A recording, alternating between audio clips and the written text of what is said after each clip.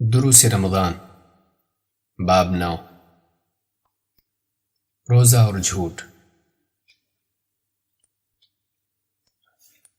روزے میں بندہ اللہ کی خاطر اپنا کھانا پینا چھوڑتا ہے۔ وہ اپنی محنت کی کمائی سے حاصل کیا ہوا حلال رزق محض اللہ کے حکم پر چھوڑتا ہے۔ یہ روزے دار کے لیے اس بات کی تربیت ہوتی ہے کہ وہ اللہ تعالیٰ کے منع کرنے پر ہر چیز کو چھوڑنے کے لیے ہمیشہ تیار رہے، چاہے وہ اس کی اپنی واقعی ضرورت ہی کیوں نہ ہو۔ اب جو بندہ اپنے روزے میں حلال چیزوں کو چھوڑ دے لیکن اپنی باقی زندگی میں حرام چیزوں کو چھوڑنے کے لیے تیار نہ ہو تو اس نے ابھی روزے کا اصل سبق نہیں سمجھا، اس کا روزہ ابھی واقعی روزہ نہیں بنا۔ جو شخص روزے کی حالت میں حلال کھانے کے چکھنے سے بھی پرہیز کرے لیکن وہ اپنی زبان کو حرام بولنے سے نہ بچائے، اس نے ابھی روزے کا حقیقی مقصد نہیں سمجھا۔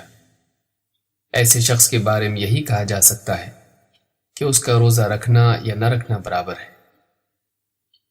اللہ کے نبی صلی اللہ علیہ وسلم فرماتے ہیں، جو شخص باطل قول اور باطل پر عمل نہ چھوڑے تو اللہ کو اس کی کوئی حاجت نہیں کہ وہ اپنا کھانا پینا چھوڑ دے۔ یہ حدیث صحیح بخاری میں موجود ہے۔ حافظ ابن حجر رحمہ اللہ فرماتے ہیں، قول الزور باطل قول سے مراد جھوٹ ہے۔ جھوٹ ایک اخلاقی جرم ہے جو انسان کو اپنی اور دوسروں کی نگاہ میں ذلیل کر دیتا ہے۔ جھوٹ انسان کے اعتماد کو ختم کر دیتا ہے، بلکہ ایک جھوٹ کئی جھوٹ پیدا کرتا ہے۔ ایک جھوٹ کو چھپانے میں آدمی کئی جھوٹ بولتا ہے اور دھوکہ اور فریب کے کئی جال بنتا ہے۔ زبان کا یہ بگاڑ آدمی کی سوچ اور عمل دونوں کو اپنی لپیٹ میں لے کر اسے اخلاقی پستی کی راہ پر ڈال دیتا ہے۔ اللہ کے نبی صلی اللہ علیہ وسلم نے فرمایا، خبردار جھوٹ سے بچو، اس لیے کہ جھوٹ گناہ کی طرف لے جاتا ہے اور گناہ جہنم کی طرف لے جاتا ہے۔ آدمی جھوٹ بولتا رہتا ہے یہاں تک کہ اسے اللہ کے ہاں جھوٹا لکھ دیا جاتا ہے۔ یہ حدیث صحیح مسلم میں موجود ہے۔ جھوٹ اور باطل کی تمام قسموں سے خود اللہ تعالیٰ نے بھی بچنے کا حکم دیا ہے۔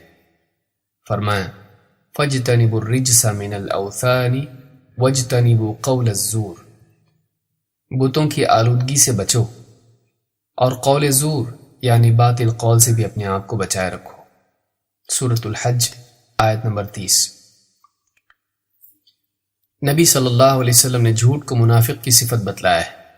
آپ نے فرمایا، 3 چیزیں منافق کی علامات میں سے ہیں۔ 1، بات کرے تو جھوٹ بولے۔ 2، وعدہ کرے تو اسے توڑ دے۔ 3، امانت سونپی جائے تو اس میں خیانت کرے۔ یہ حدیث صحیح مسلم میں ہے۔ کتنے تاجر ہیں جو رمضان کے مہینے میں روزہ رکھ کر بھی اپنی تجارتوں میں جھوٹ بولتے ہیں۔ وہ یہ سمجھتے ہیں کہ تجارت کے فروغ کے لیے تھوڑا بہت جھوٹ چل جاتا ہے، بلکہ بعض تو کہتے ہیں کہ اس دور میں جھوٹ کے بغیر تجارت ہی ممکن نہیں۔ حالانکہ جھوٹ ہی وہ برائی ہے جو تجارت کی برکت کو ختم کر دیتی ہے۔ اللہ کے نبی صلی اللہ علیہ وسلم فرماتے ہیں، 2 خرید و فروخت کرنے والے اپنے معاملے کو فسخ کرنے کا اختیار رکھتے ہیں جب تک کہ جدا نہ ہو۔ ہاں اگر وہ اپنی تجارت میں سچ بولیں اور اپنے مال کی حقیقت کو صاف بیان کر دیں تو ان کی تجارت میں برکت ڈال دی جاتی ہے، لیکن اگر وہ جھوٹ بولیں اور اپنے مال کے عیب کو چھپائیں تو ان کی تجارت سے برکت ختم کر دی جاتی ہے۔ یہ حدیث بخاری و مسلم میں ہے۔ روزہ انسان کے نفس کی تربیت و طہارت کا ذریعہ ہے۔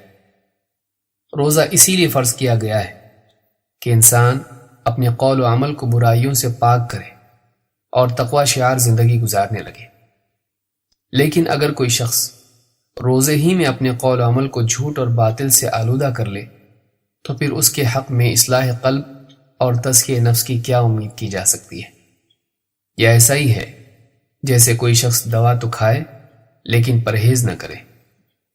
ایسا شخص شفا اور تندرستی کی بجائے ہلاکت کے راستے پر ہے۔ اس کے بارے میں یوں کہا جائے کہ اس کا دوا کھانا اور نہ کھانا دونوں برابر ہے تو کچھ غلط نہیں، کیونکہ اس کی بد پرہیزی سے دوا بھی بیکار ہو گئی۔ یہی حال اس آدمی کا ہے جو روزہ تو رکھ لے مگر جھوٹ سے نہ بچے، غیبت اور بہتان تراشی کرتا پھرے، دنیوی مفاد کے لیے جھوٹا گواہ بھی بن جائے، اپنے اعمال کو خرافات اور بد اخلاقیوں سے محفوظ نہ رکھے۔ ایسے آدمی کا روزہ رکھنا اس کے نفس کی اصلاح و تربیت کا ذریعہ نہیں بنتا، بلکہ اس کا روزہ رکھنا اور نہ رکھنا برابر ہے۔